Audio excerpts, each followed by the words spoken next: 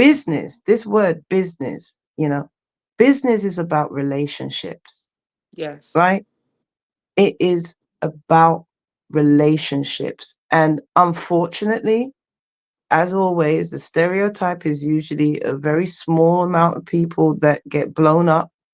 A lot Mm-hmm. of misuse of the term business. Yeah, that's just business. People will say that as an excuse for bad behavior, Yeah. and they'll make a lot of people. I gave the analogy earlier about religion maybe putting people off of God.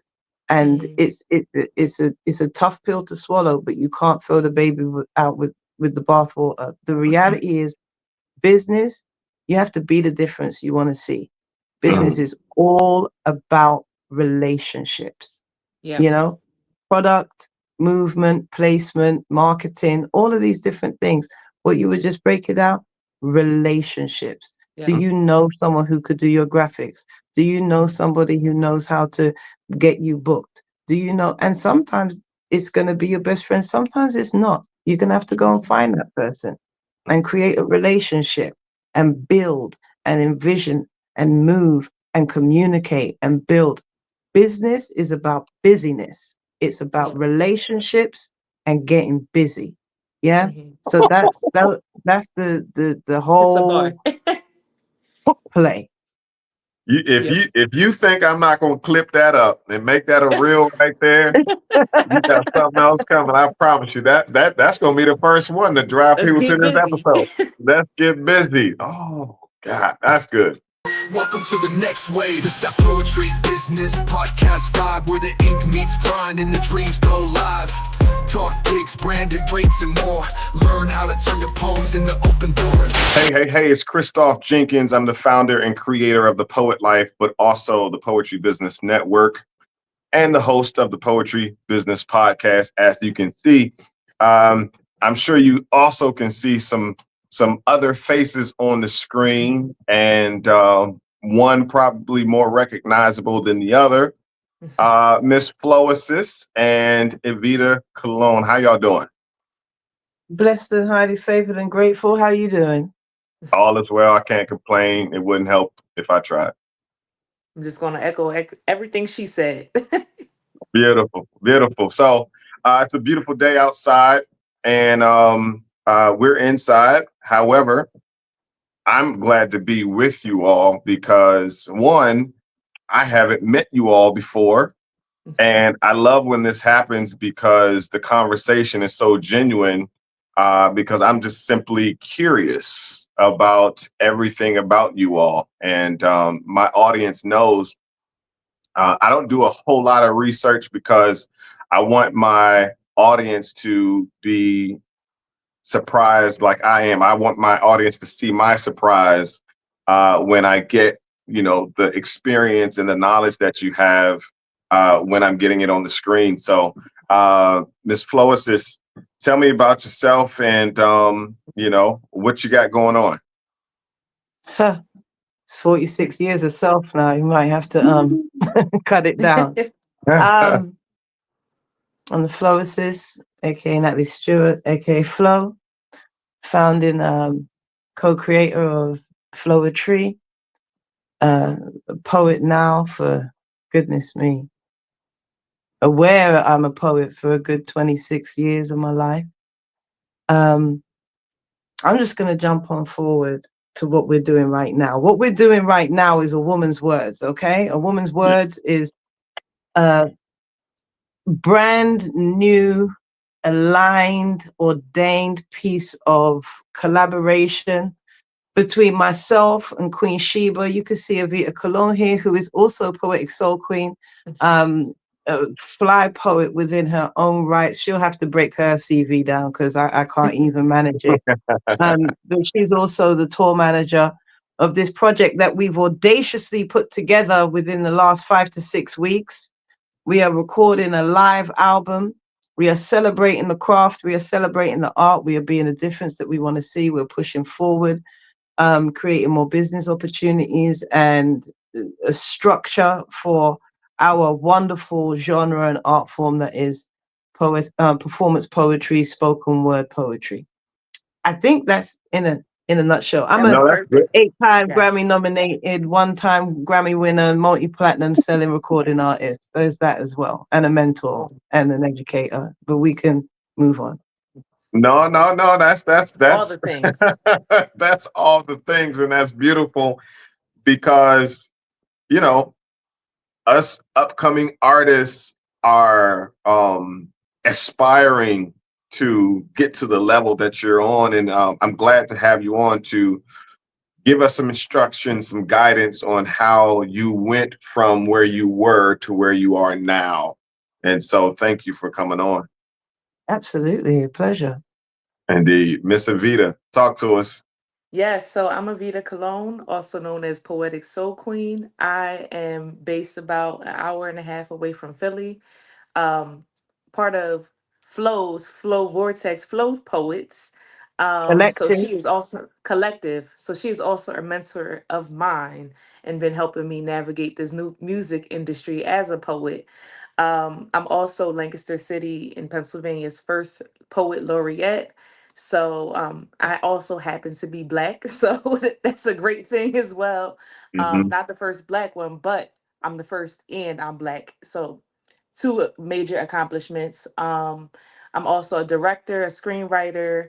I have my own business called Speak to My Soul. I have another business called A Concrete Rose, and we do open mics. I make wine. I'm a chef. I do all the things. So, very, very rooted in the business of creativity and helping others kind of navigate merging our creativity with professionalism in different industries.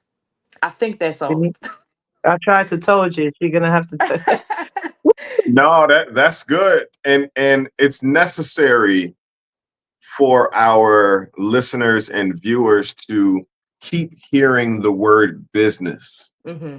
That's why the name of this podcast is Poetry Business Podcast, because that's what's been missing in poetry.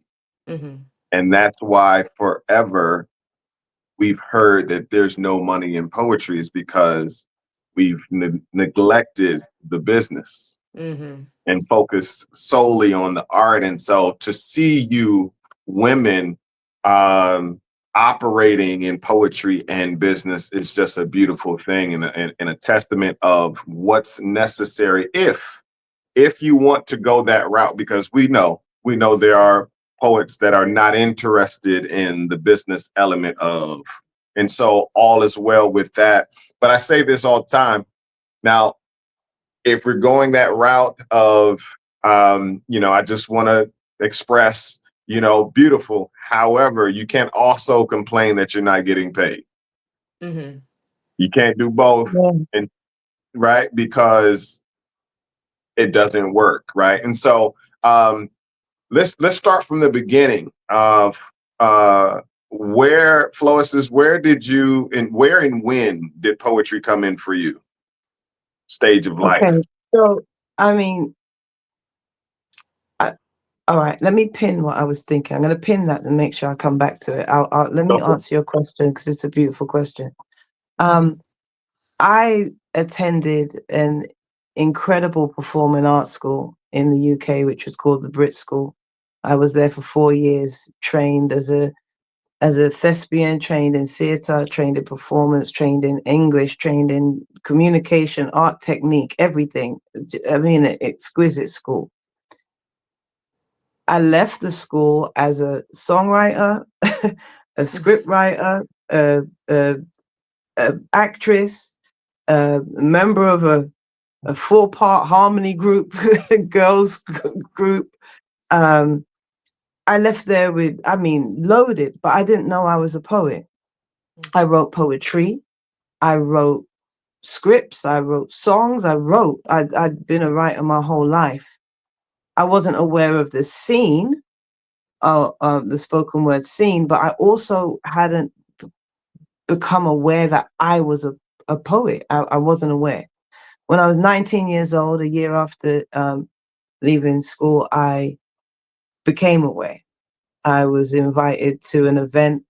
Um, I was feeling quite I was and ahhing. This is all pre-Wakanda. So I was like, what roles am I about to go for? You know, like, what's going to happen? Someone's going to have a jazzed up Lady Macbeth featuring a black woman. You know, what am I going to go for out here? Bored. I was very bored of the roles that were presented for black women. I was very bored of the agenda at the time. I wasn't even enraged. I was bored. It was too late in it to be enraged. It was boring.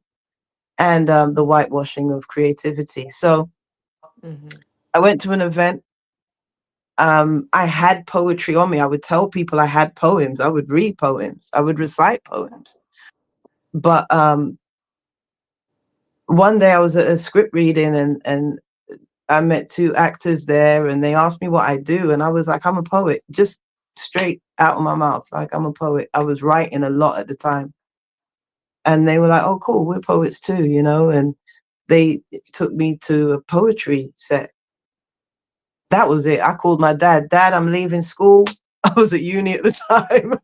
Dad, I'm a poet. I'm leaving. I gotta go. I gotta go. I gotta go. I'm leaving. Poor thing. He bought me an apartment to try and keep me in school. I started to throw events there. I started to throw and write with my friends and very and when you talk to non-poets, it's hard to overstand, but I'm sure you guys will be able to relate. Once the calling occurs, once the awareness happens, it's just on. I'm a poet. I'm telling everyone, Mom, I'm a poet. Dad, I'm a poet. What you can, yeah, I'm a poet. And I had, I was full of life and light and creativity. And very early, I started to become really interested with my background in performing arts and also music. My brother had a sound system. My mom is still to this day one of the best DJs I've ever met, even though she was never a DJ. Her musicality is just outstanding. So I grew with so much music around me, not so much live music, but music collection and players and lovers of music. So I'd grown in that way. And I became fascinated between the difference of why someone, you know, presses rewind and play on a song, but doesn't collect poetry in the same way. Took me deep into the study of music, melody, sound, word, sound, power. What is it? Why is it? Then the incredible Coco Brown put out this music video, Sundress, that somehow got to me in the UK on a VHS. And I was like, this is what I'm trying to say. He's got a band.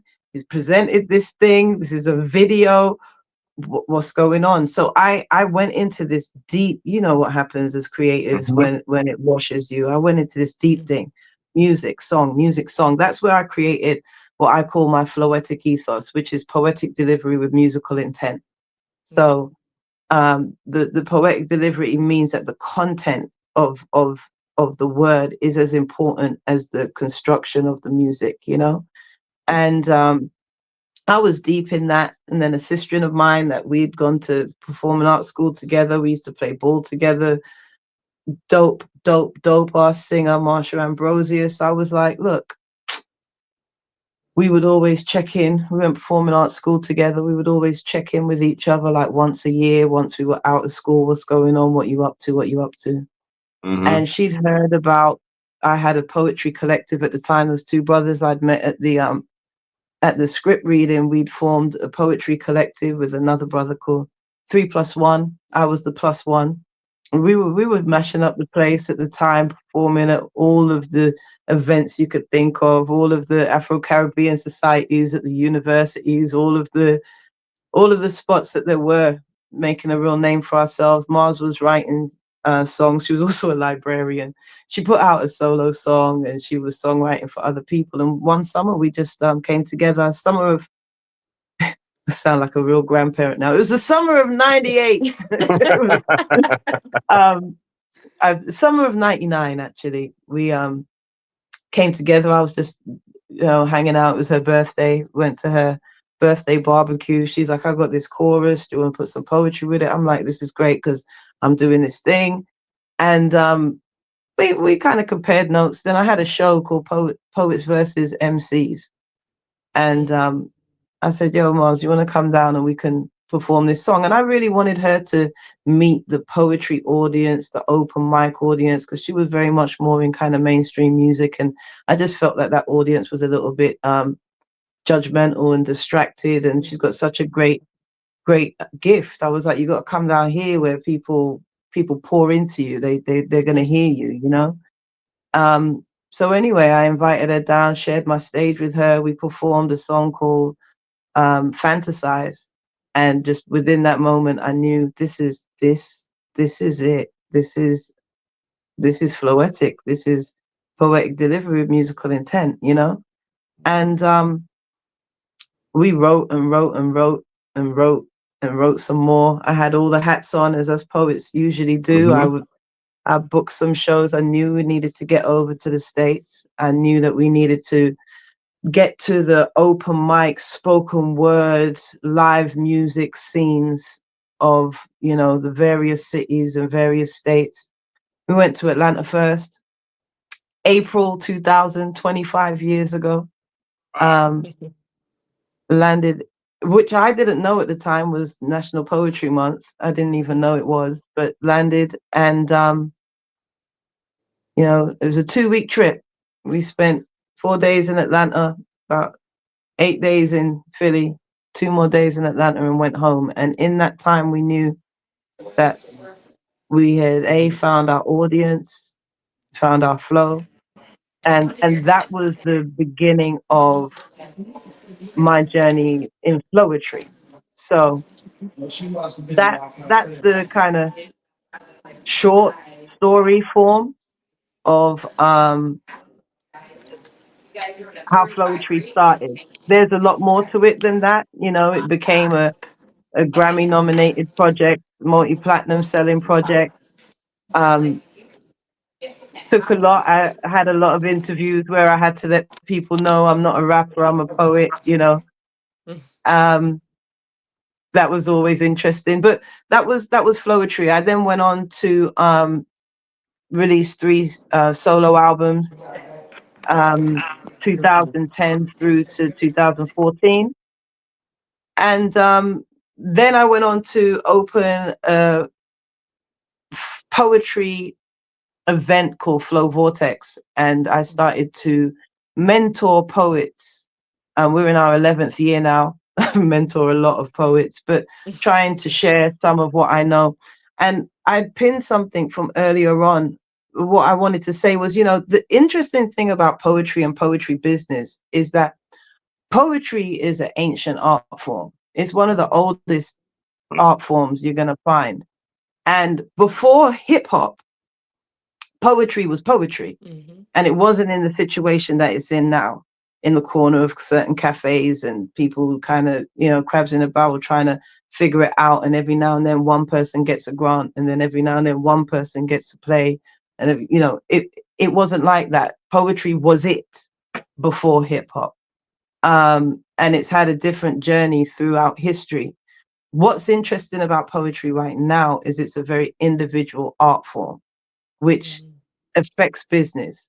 Business is about relationships, collaborations, growth, structure, foresight, and you know, mechanics, you know, shapes, molds, and matters that work.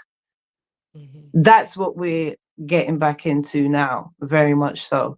Mm-hmm. A lot of poets. I was somewhere the other day at Women's International Month, and this sister said, what's really important is speaking from the aspect of women is don't pull the ladder up when you go up a reel. You know, make sure you don't pull the ladder up. You got to leave the ladder down.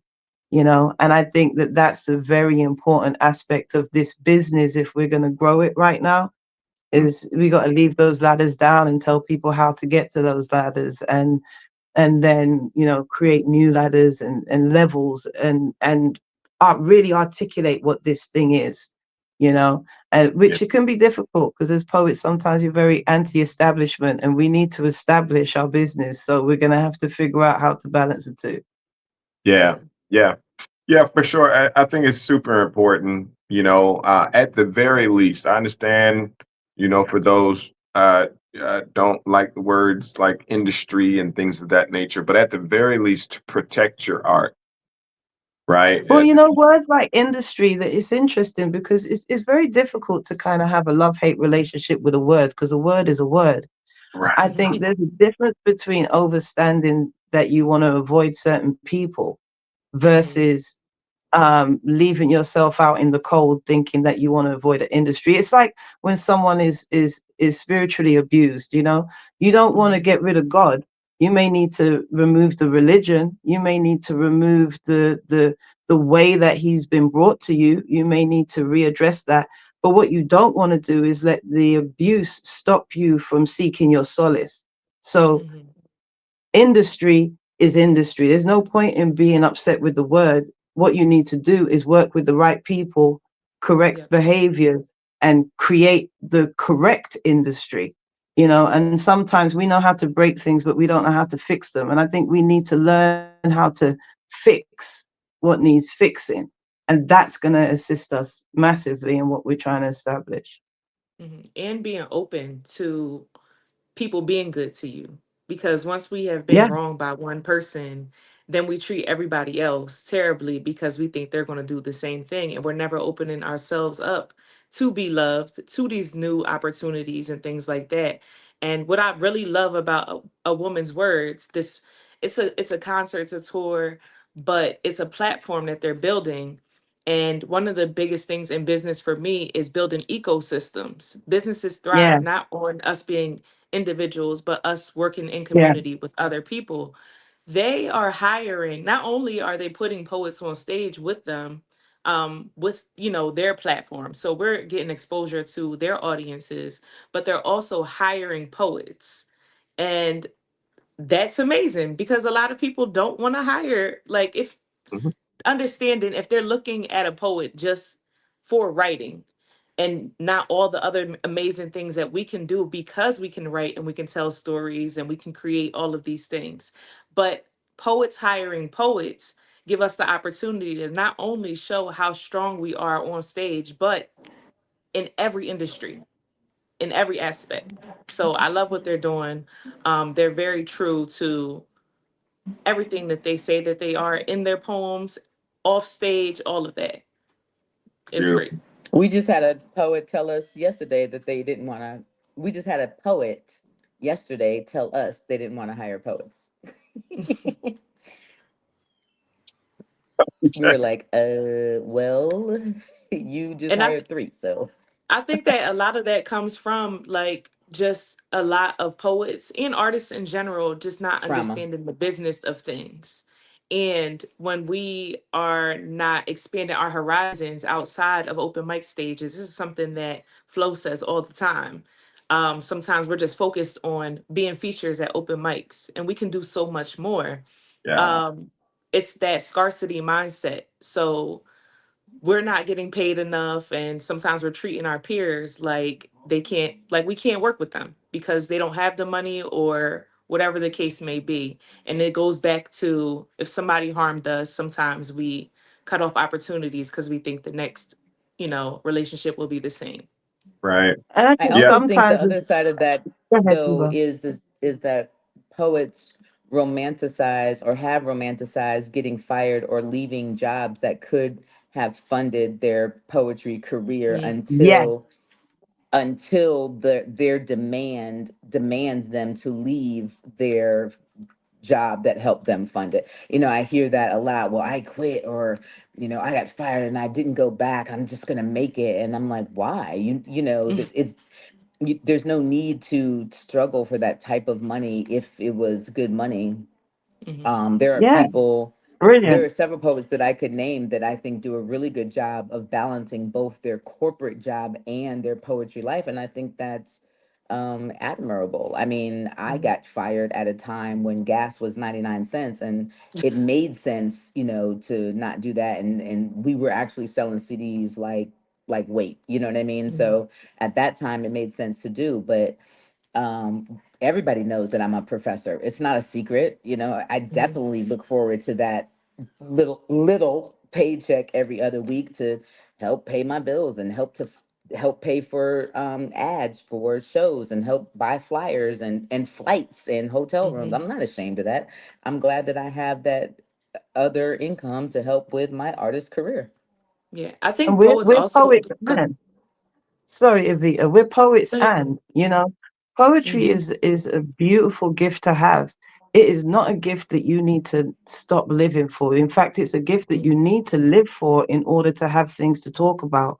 And I think that the mental health of the poet is something that we lack a space of understanding for.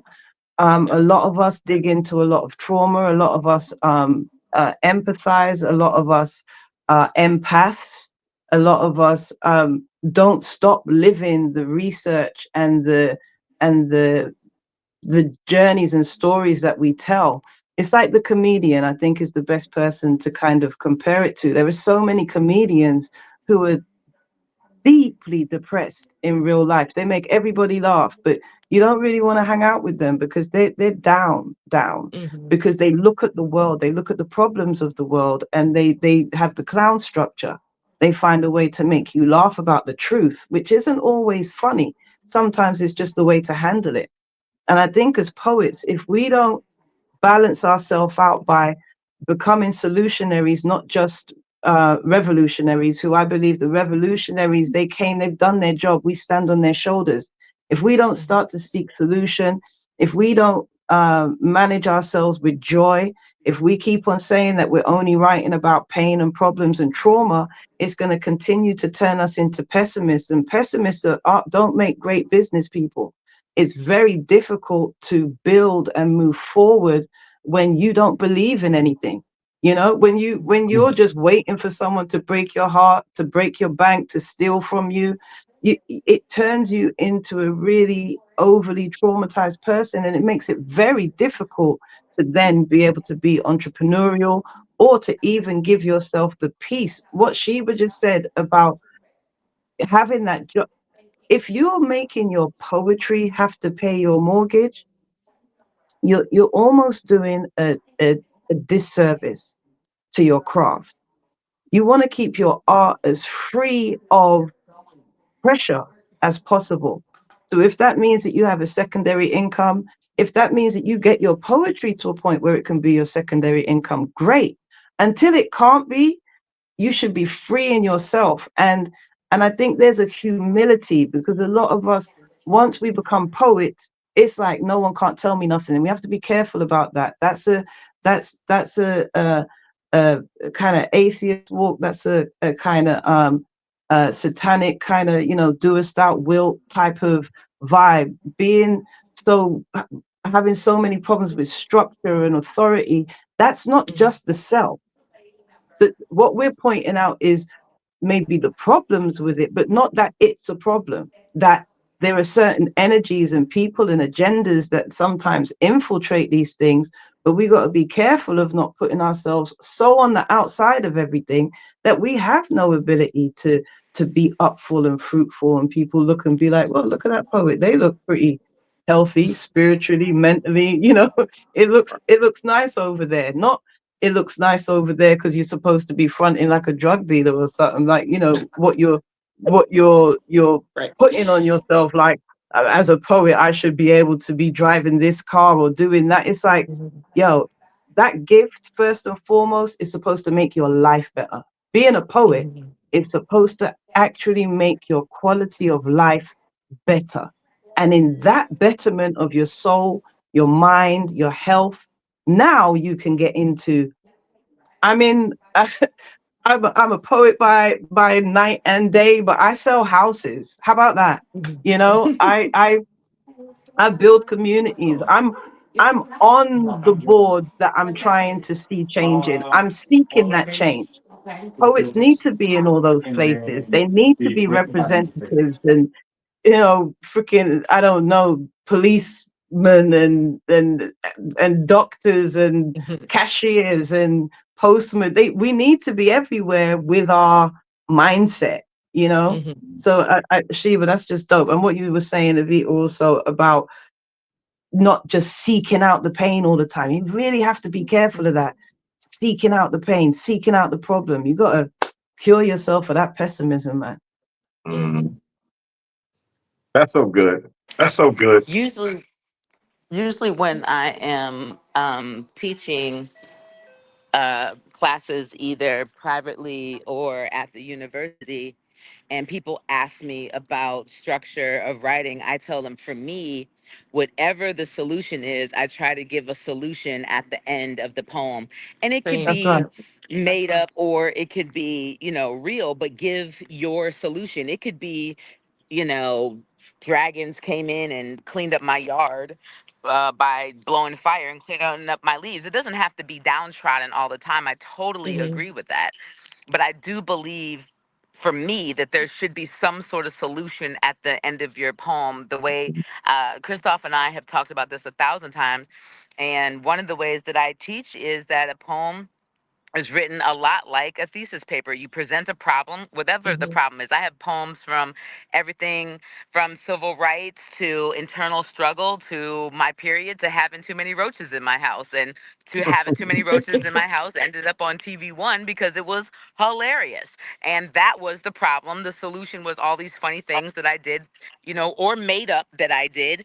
And then, you tie a bow on the end of it, and that was the solution. And it doesn't always have to be this, horrible, I'm gonna, set my house on fire because of the end. So, present a problem, present some solutions, and, at the end, present the problem, present some supporting reasons for the problem, or why this is a problem for you, or why this is a problem for society, or the effect that it has on you, the effect that it has on society, and then present Mm-hmm. some or one solution. And that solution, a lot of times you'll find people will come up to you or send you an email or DM you and be like, hey, I didn't think about that. And that's where you affect change, AFFECT. That's where you affect change a lot of times, not effect. Effect is you. Affect is other people. And that's a huge difference. And especially with spoken word, and you're on stage and you're purposely trying to affect other people. And that's why poems should be, heard aloud. And that's why we're going on this tour. And it's, Yeah. amazing I and think exciting. And the sometimes. number one thing that I learned as a teacher, professor, and educator is that you never stop learning. And I Mm-hmm. noticed that veteran poets don't like to go to workshops. And I think that's so strange. I go to every workshop. I don't care who is teaching the workshop. I just went to Kira J's workshop over the winter. I went to Rochelle Gemini's workshop over the winter. They're more than 10 years younger than me. I don't care. I can learn something from everybody. And I just want to encourage all poets to never stop learning. And I Mm-hmm. want to say something to the self imposed rock star poets that are, starting to feel themselves when you get 2, 3 hits within your city. One, try those poems outside of your city before you Mm-hmm. self impose your title of a rock star. And two, remember that you never arrive. I don't care who you are, what you are, or what you do. Michael Jackson was working up until he passed away. Prince was working up until he passed away. You never arrive. You work until you turn to dust. Yeah, absolutely. Beautiful and dark. I think also, with Exactly, me. agendas, right?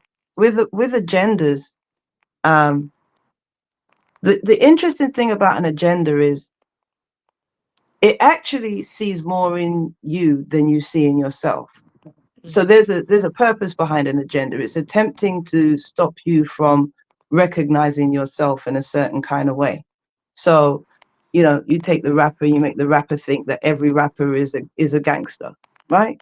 So you agenderize the rapper. So now the rapper can't make a song about loving his son, you know, or make a song about missing their grandma. They can only make a song about ruining their community in some way, shape, or form. That's an agenda. And I think it's happened with the poet in a certain way as well. I think a lot of poets confuse themselves and think that because they're poets, they're activists. And activism is a whole different title. Not every activist is a poet, and absolutely not every poet is an activist. Mm-hmm. Activism is so much more than getting on a stage and saying a speech or having all eyes on you. Activism happens in the very small, unseen places. It is about much more than what people see, and I think that when people romanticize the idea of poetry being about complaining, they're looking down a very, very, very small lens of what poetry is about. Poetry um, is about the possibility of language. It is about recognizing the magnificence of creation and in all of its aspects. Yes, talking about the corruption that there is there as well, pushing forward. We're talking about the solution there. But when you want to start to talk about business, to bring it back to business, you know, how many people want to suffocate themselves in pain Mhm. constantly all the time? You know, people seek the art forms quite often for releases and Mhm. for solutions. And say for instance, if you just go back in a time where music was more beautiful, right? Life wasn't. The musicians' lives, the artists' lives were, they were coming from hardship, whether it was that Mhm. they were dealing with segregation, crow, they were dealing with racism that's innately throughout the worlds that we live in. But they were making this music where someone who doesn't know how to apologize could put a song on, you know, Mhm. someone who doesn't have all the words in the world could put a song on and create a moment in their family which kept their marriage together and kept them unified in a world that was pushing them down. You got to go work and deal with this, you got to go out there and deal with that, and then something else has happened, there's been a problem, but you don't want your whole family to break up, so you come home and you put on some Temptations or a Teddy P track or something like that, and you're able to express yourself through the addition of this art. Now, I listen and think for young people nowadays, and I'm like, wow, where are their love songs? Like, how do you apologize? Like, Mhm. where is that creativity that assists you to manifest what you may want at home or teach your children? You know, sometimes it's like you don't have to get everything out. They're singing along with you to something, and it's my family. We were army family. I started school in Hong Kong. You know, I have two Jamaican born parents who are British raised.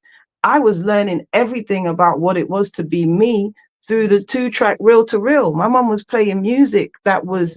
was really keeping me updated from soul all the way through to reggae roots and learning about what had just happened and who we are and what's going on. So if we don't recognize that aspect of our art, brother, you said at the beginning of everything, like, yo, we keep it clean here because I want to be able to share this, you know, Mhm. want to be able to share this. I don't want to have to edit anything out because we got a little bit lapsed and we forgot that we're always talking to children. We're Mhm. always talking to elders. We can't just get, sucked out into this little moment where we're only talking to those who are talking to us or those who are feeling exactly the same amount of pain. And sometimes, as much pain as you think you have, it's nothing on someone else's pain. And they're just seeking it out. They just want somewhere to be safe and to be Mhm. inspired, you know?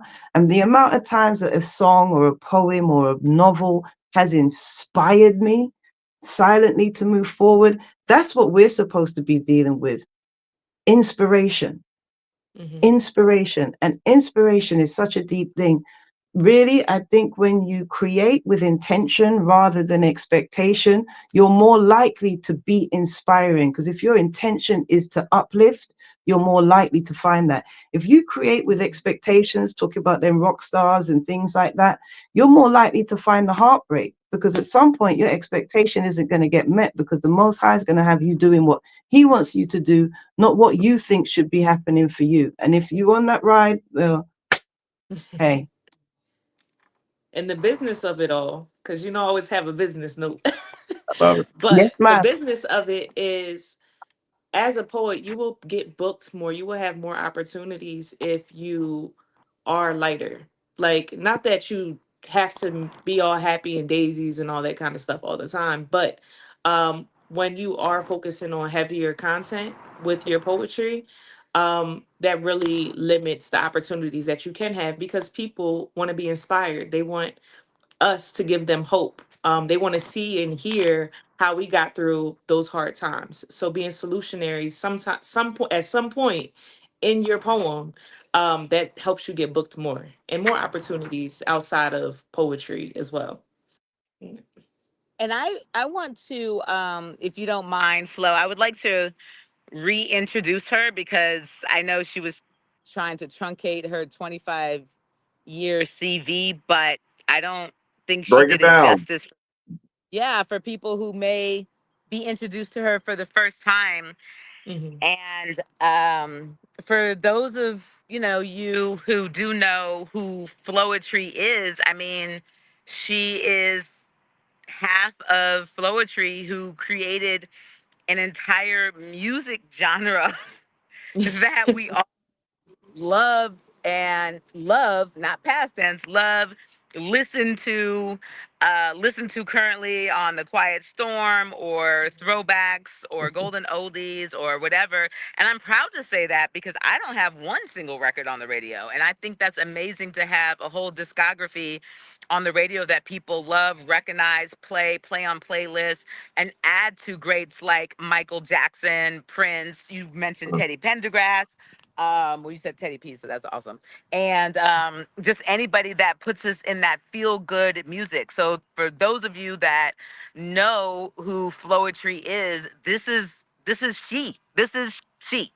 And for Mhm. those of you that don't, the Floicist is the poet, the words, the meat, the core, the reason that the Floetry dynamic worked. There is the singer, who is Marsha Ambrosia, and there is the poet who wrote the lyrics, who would be the song or the bars, and that is the Floicist. And why that's so important is because um poetry is making this, I'm a runner, so like we have these waves and they go uphill. And I really think that with all the things that are happening with poetry, spoken word is making another resurgence. Not that it ever went Mhm. away, just like she said, but I Mhm. think it's making another resurgence. And I'm so glad that you are doing the proper paper to come over to the United States for 3 years. And that's a big deal, especially with Trump just putting out this long list of ridiculousness that he just unveiled yesterday. So I think that's important that you're coming over here to be safe. She's applied for her visa, and she's waiting properly. And I think that's important to say on all these podcasts, because doing proper business is the way to go. Not trying to fly below the radar, not trying to do things Mhm. the improper way, because we want you to be here and put on amazing concerts and introduce people to your music. And she's gonna bring her band, and it's gonna be an incredible experience for those that know you and know your music to be reintroduced and to Mhm. sing along to the songs that we know and love, and for people that don't know you to be introduced to the music that they don't know, and to fall in love with you as they should. So I know it's hard to talk about yourself and your CV, but when I tell Mhm. you all, the 8 Grammy nominations means she has at least 8 albums that were up for Grammy nominations. And as I've learned recently, being working on this project with her over the last 5 weeks, that the eighth time was the charm. So for those of us poets and spoken word artists that are going and going and going, don't give up. This is a marathon, not a sprint. And it's, I'm encouraged to keep going. And a woman's words started off as just us having a conversation about her coming over here to do a short run National Poetry Month tour with me at City Winery. And 90 minutes later, no joke, for real, no cap, whatever y'all are saying these days, 90 minutes later, we created a whole brand under A Woman's Words Now Global LLC, a brand. We've hired an entire team, including Evita up here.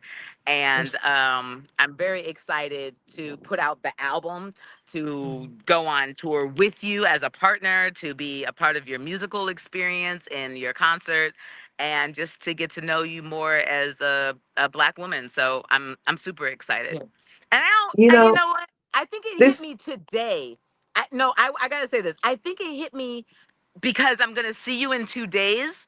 No, for those of you watching this, we've seen each other in person, but it Mhm. has been a year since we've seen each other in person. We'll get to that like another time. But I think it's hit me finally today. I was like, oh shoot, like well, I just listened to your album on the radio. I think it just finally like hit me again. Like, oh, hold on. Like, so I'm excited, and I tell people all the time, you should be fans of your friend. I'm a fan of Evita's work. Evita's work is Same. incredible. I'm a fan of Christoph's work, of his podcast, of his diligence, of his professionalism.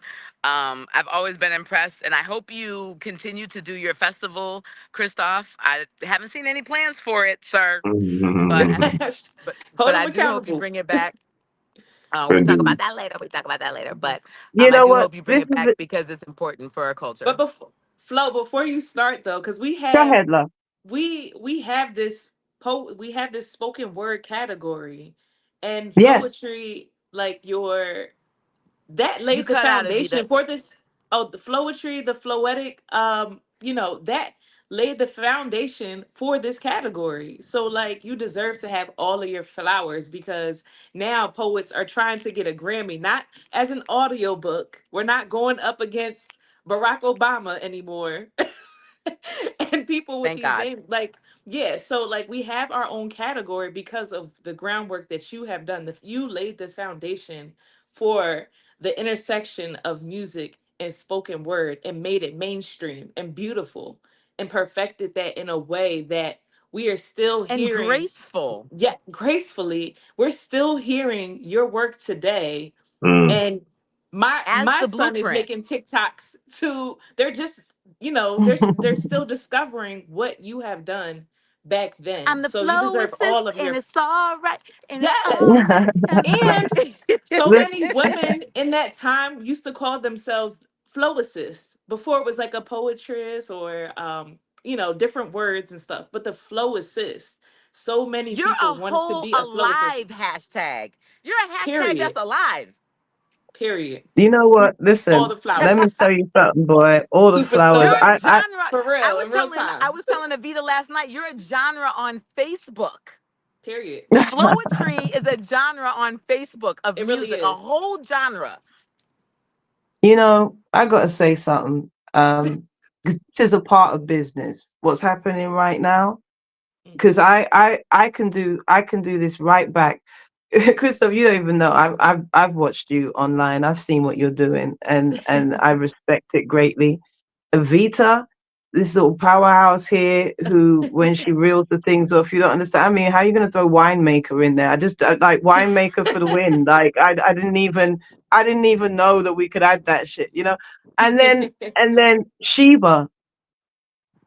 One of the things that I'm enjoying the most about what we're about to do is I'm really looking forward to watching Sheba experience the flowers, Mhm. because I'm gonna fight for Sheba's flowers. You know, Mhm. she deserves for everything that she's done. Things I haven't seen, but I know I can feel it. I know it. Mhm. I know it when I listen to this woman speak, how she represents everybody before Mhm. herself. I know her energy. I know that we've got in the same trouble. I, I know that we've got in the same trouble. I Since know the that we've third been grade. misunderstood in the same way. I'm sure that we've stood on our own feet as well. I'm not afraid of taking Mhm. responsibility. We're not all perfect, with flaws and all, but we've been in this for a long time. But there is a part of this business of poetry, and I have to shout out JIV while we're talking about the Mhm. spoken word Grammy, because he did the work on the inside. I Yes. also have to say, listen, for anyone who got it construed, Marsha is a writer too. She wrote what she sings. I wrote some of what she sings. I wrote all of what I say, but I just wanted to shout out the fact that she's a exquisite, Mhm. exquisite songstress, hence the reason I called her the songstress. And just so you know, the word flow assist means my flow assists. So that's where I created Oh, that what's this? too. However, there is an aspect of this spoken word game where we have to do this. We have Mhm. to see each other's strengths and celebrate it. We Mhm. have to be unafraid of being next to people who can slay, We have to not be the best in the room all the time. We have to not be the only poet in the room all the time. We have to be able to be somewhere where we can seek normality, right? Yep. It's great being deep. It's great people looking at you all the time like, man, where did that come from? But you need to be around your own where you're normalized. You know, it's why I mentor poets, because it's very important for us all to be in the room together, because like Sheba just said, 90 minutes of a conversation. Listen, just you guys prepare. I've got a feeling when Sheba and I end up in the same room again, something's gonna happen. You'd be like, yo, did you feel that? Because when we do come together and we let it all out, yo, I've been played. Yeah, you, me too. You know what I mean? I'm not happy with this. Okay, cool. You want to change that? Let's change it. When you let it all out, you talk, you go through, you get together and you allow each other, because you got to make room for each other's PTSD, right, Sheba?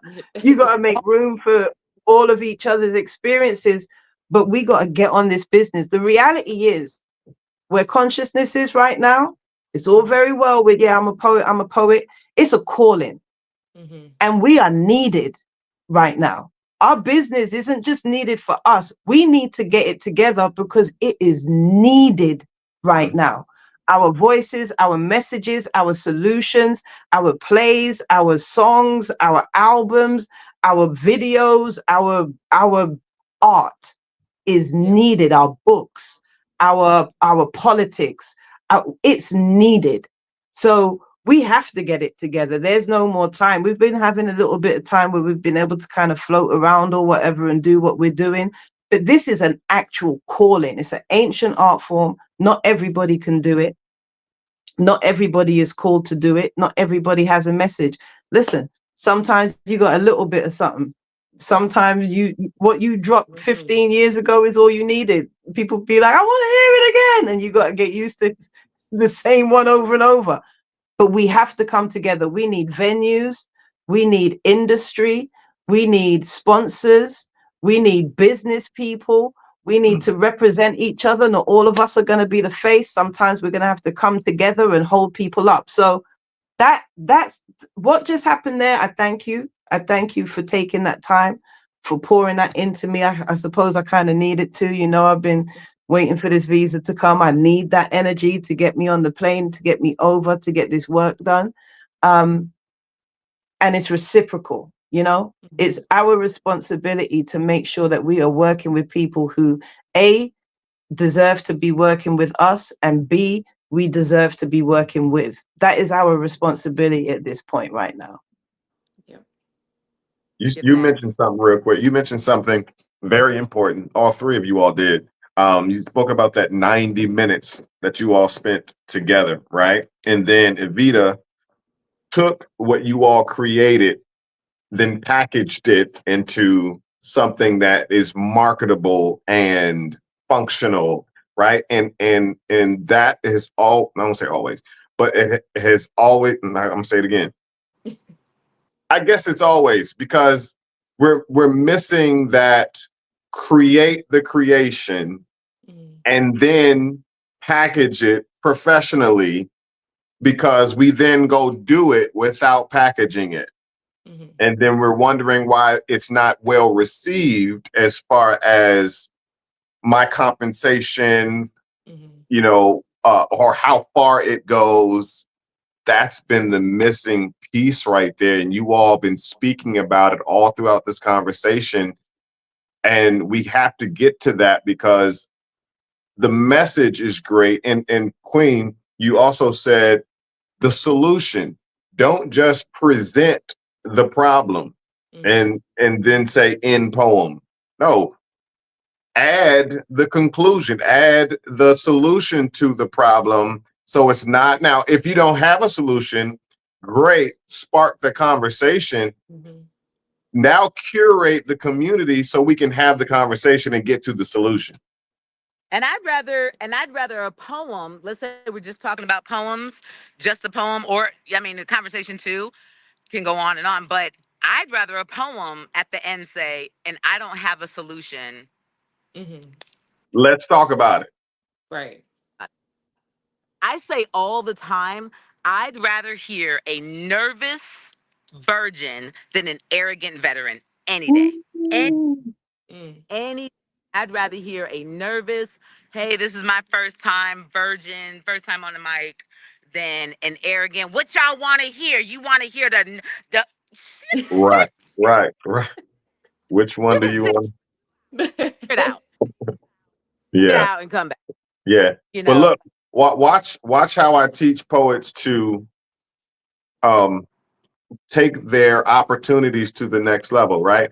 Now, poetry obviously sparks conversation.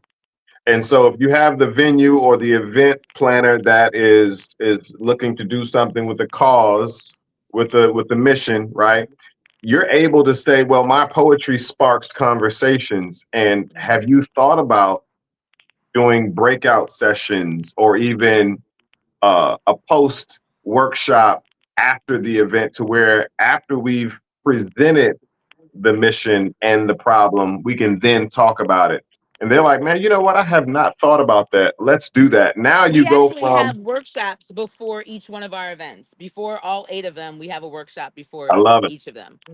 Now, because our events are nighttime events, we had to do them before, not after.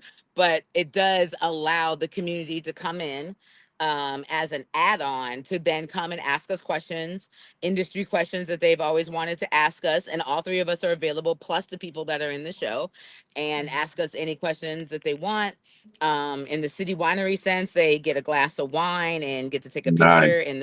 In the two offshoots that are not at City Winery, we still have set up for them to get um yeah, for them to get a wine and a workshop, and we're giving them feedback on their performances.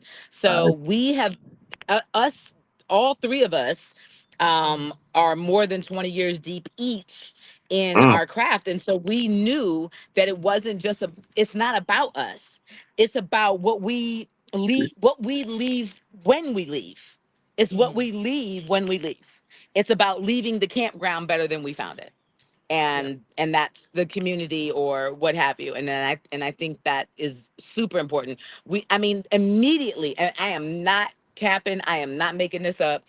Immediately when we started talking about this tour, immediately Floacist said, and workshops and retreats. And she was like, oh, I have the Flow Vortex workshop mentorship program that I do. And I was like, oh, I do Coda. And then when I think we hired Evita 3 weeks in, because we were both trying to get everything together. And we were like, hold on. Just like you said, we were like, hold on, we're trying to do everything. We need help. And yep. we don't have to do everything ourselves because we have a community of people. And I was like, oh my God, this is such an alignment, because Evita helped me run the Philly shows earlier this year, like just in Yep. January before the Grammys. And I was like, oh my God, this is amazing. She was so great to work with. And she helped me do 2 shows. And then Flo was like, oh, well, she's part of Flow Vortex. I was like, there's God, right? And so she's been working with us and it's been amazing. And then who knew she could do graphic design? She's just been popping out slashes, commas. You know what I mean? She's She like can just do. winemaker, author, poet laureate, Sorry, graphic if I may, designer. Hello. So, I this mean, one here, it's been amazing. And I don't this do is the graphic other design at thing. first. That is not one of my commas. This So is the maybe other just, thing. yeah. Many poets, they want to write poems. That's great. You may be a writer. I get it. That's lovely. Yeah. When you would talk about this business, if you don't have a couple hats you can wear, and if you don't have the humility to reach out to the people who have the other hats that you need, then there's no business. There's no business. You have no business in the business. If you're just Yeah, you trying got to, to learn to delegate, to scale. you got, If you're trying to yeah. scale. Oh, you know what you said earlier, Christoph, and I hope you don't mind me sharing this, and I'll do it delicately, so that you can add the details if you want. So I met Christoph a year and a half ago, and when he came to Atlanta to do his festival there, I'll just say that. And we spent some time late night talking, you know how poets do. And I told him, I was like, the one of the reasons I started learning about business and marketing was so that I could buy real estate, because I was tired of showing up to the banks with my tax forms that they told me I could use as an entrepreneur and getting denied. So I was like, oh, okay, I must be doing something wrong. So let me get my business. And this was, 20 years ago. So I was like, oh, okay. So, and that's how I met Jeff. You don't know Jeff Christoph, but they do. Jeff is now the accountant for A Woman's Words. And so I was like, okay, that's how I met Jeff. Jeff started as a poet. I don't know if I told y'all that, but Jeff started Didn't as a know that. poet. Yeah, Jeff started as a poet, and he was part of a collective that is still going in Richmond, Virginia. And he was like, you know what, Sheba, you need to let me do your taxes so that you could buy houses and cars and da da da da da.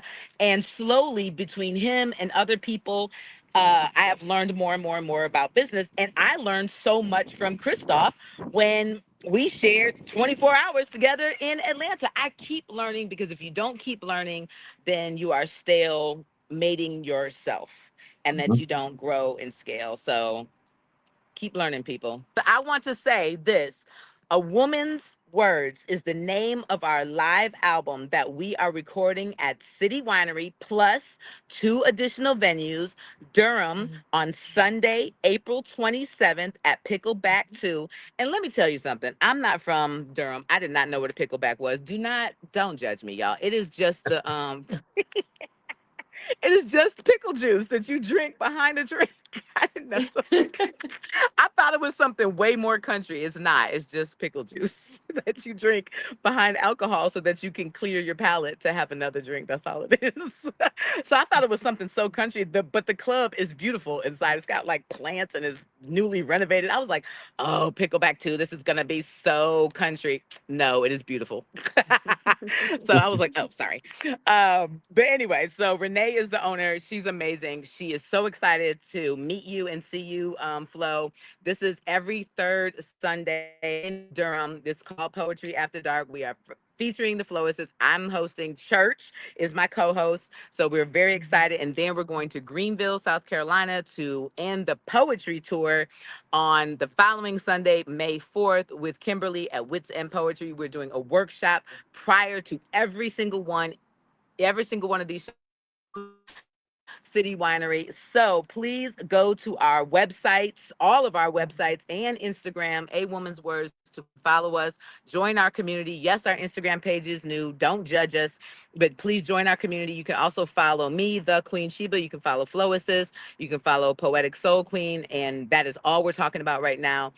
Our album, A Woman's Words, live at is up for it will be up for Grammy consideration. It will be done by the end of April when we're done recording it, and it will be in the poetry spoken word category. And you know me, I got all the dates memorized. So that round one voting is September 15th. What in 90 days? I know sounds like it's far away, but it's not. So we will see y'all. What is it? April 26th, Yep. Christoph? Yep. April 26th. Christoph, me, and Flo, we will be on here. He will put out the tickets.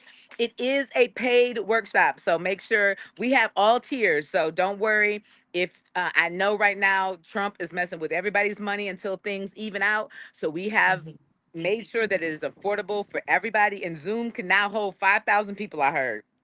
So everybody is welcome to join, and we're very excited to have all of you. I've got to go. My Jeep is ready for transport these young ladies from Atlanta back to Raleigh, North Carolina, after the Atlanta show. Y'all have a great day.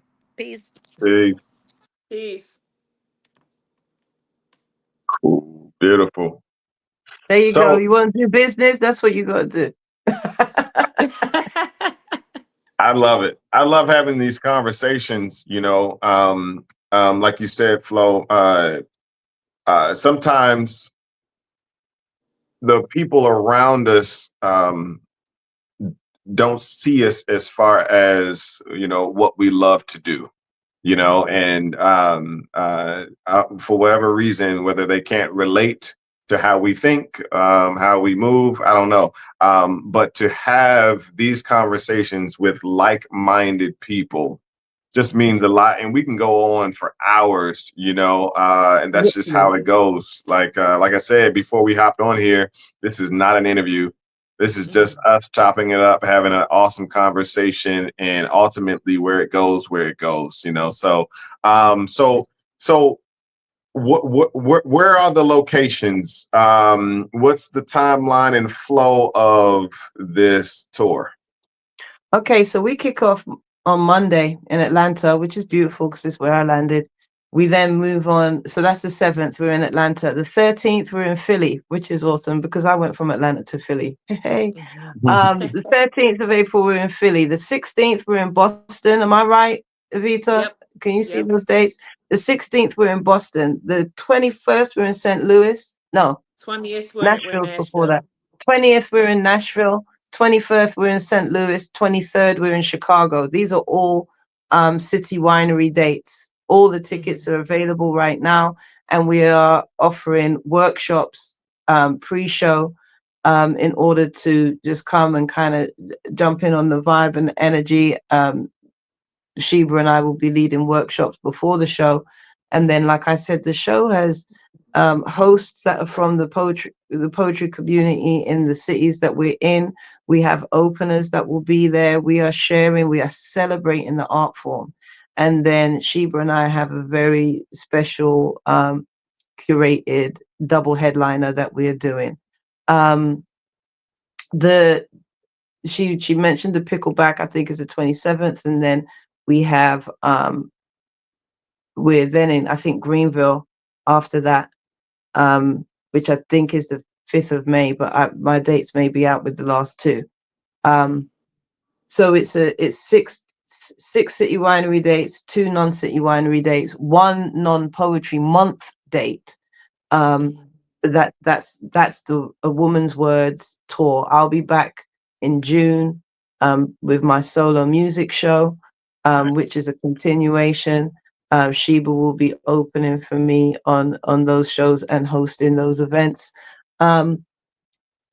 But yeah, we're all in focused on A Woman's Words. It's a really important gathering.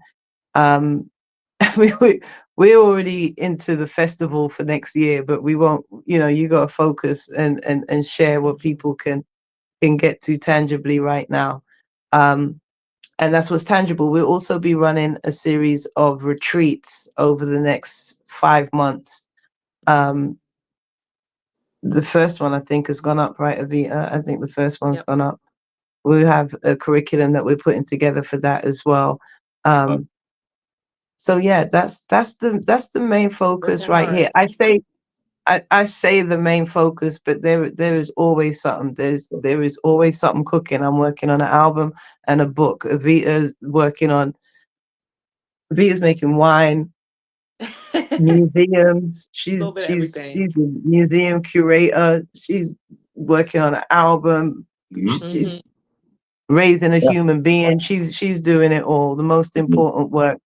Um, and yeah, we're celebrating Sheba as well. Sheba is always doing everything and doing everything for the Hmm. community too. But we're bringing all the energy in, and we are focusing on A Woman's Words and just building this synergy. It's very intimate, rooms, and it's definitely going to be one of those experiences where you there, were yeah, you Yep. there, were you in the room, and we're seeking to just share that solutionary energy, that inspirational energy, and just stand up because we need it right now. This is why we're poets. It's for times like this. for sure. Evita, if you could leave something with the people, talk to us. Oh, leave something with the people. I mean, everything has already been touched base on. Especially, I'm always going to come from a business standpoint, but the most successful businesses and poets are the ones that are just authentic all the way through, like not trying to fit into a mold of what society tells us a poet should be. Also, I think we also need to identify what success looks like for us. So maybe you don't have 300,000 followers. Maybe everyone doesn't know you because that's me right now. Everyone doesn't know me, but I'm very successful. I have been able to, feed my family and take care of my family off of not just my poetry, but the things that have grew from the poetry. So the poetry is the foundation. I built businesses that align with the themes of my poems. So just being being open to what success looks like will make you successful. And I think with everything becoming mainstream all over again, I would say a lot of people want success that isn't tangible for what they're doing. So it's very important just to be authentic to yourself, and people will, they'll buy into that. They'll want to be around it. They want to support your shows, your business, and all that kind of stuff. So just be authentic to yourself. That's beautiful. Folks, if you didn't get anything from this conversation, one thing I will point out that there's no expansion or growth without business. Hmm. You're going to stunt your growth without business. And what we've been trying to do for so long is do business without one. Hmm. We've been trying to sell poetry books, Yes. and individuals don't have products.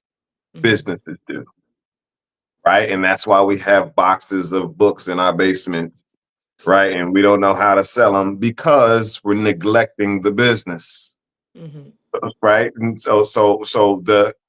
you said this was so good. You said that I've made businesses out of my poems.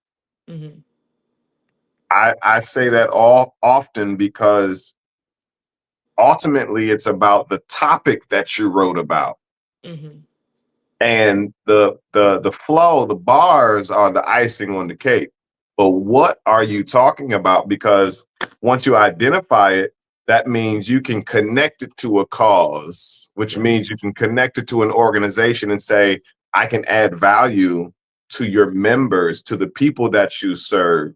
And my poetry book can then be kind of like a workbook or Hmm. a textbook that can then serve the people that they serve. And that organization will buy 50 to 100 books from you in bulk Hmm. and give them away to their members. So you're not one by one selling the books. What is my topic and who am I connected to? So we can go on and on and on, Right. but I really Can appreciate. I just Yes, jump go. in before you Yes. wrap? I think a really important part of what you've just articulated, and I think what we've just done, business, this word business, business is about relationships, Yes. right? It is about relationships. And unfortunately, as always, the stereotype is usually a very small amount of people that get blown up, a lot Hmm. of misuse of the term business. Yo, that's just business. People will say that as an excuse for bad behavior, Yeah. and they'll make a lot of people. I gave the analogy earlier about religion maybe putting people off of God. And Hmm. it's a tough pill to swallow, but you can't throw the baby out with the bathwater. The reality is business, you have to be the difference you want to see. Business Hmm. is all about relationships, Yeah. you know, product, movement, placement, marketing, all of these different things. What you would just break it out, relationships. Do Yeah. you know someone who could do your graphics? Do you know Hmm. somebody who knows how to get you booked? Do you know? And sometimes it's going to be your best friend, sometimes it's not. You're going to have to go and Hmm. find that person and create a relationship and build and envision and move and communicate and build. Business is about busyness. It's about Yeah. relationships and getting busy. Yeah. Hmm. So that's the It's a bar. whole play.